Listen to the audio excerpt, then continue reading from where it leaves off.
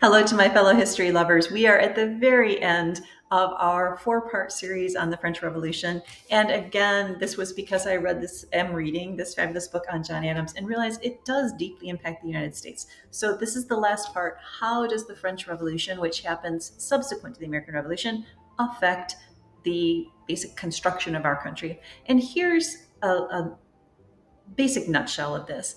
So the French Revolution, with its reign of terror, really becomes a cautionary tale to the founders.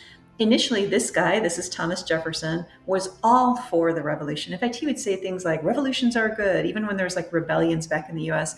And when he and Adams and Abigail were all friends in France, when they were all getting along really well, Abigail took him to task a little bit for that kind of thinking. She was a bit appalled by that because, like Adams, she was worried about the idea of mob rule. She was worried about that early on.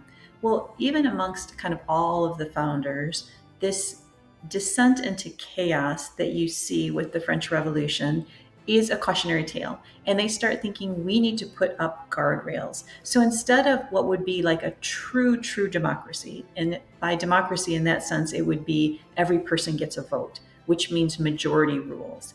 They want to have, and the United States is not a true, in that sense, a democracy in that sense. It's a democratic republic, meaning the guardrails are the people elect representatives, the representatives vote on laws. And the idea was to avoid a mob mentality where you could just get majority rules and whatever the majority thinks at this time, well, that's the new law.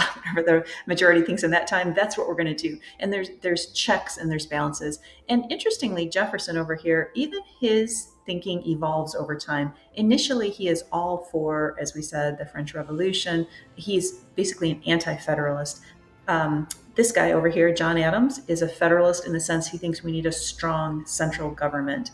Jefferson is more an anti-federalist in the sense that he's worried about states' rights and he doesn't want too strong of a federal government. But even over time, he realizes, wow, we're going to need some checks and balances here. And sometimes you're going to need a strong executive function. It would be one example for that. So thanks for letting me share all this. I actually really enjoyed it. And I hope that you learned something. I actually learned a lot. And I will see you again tomorrow.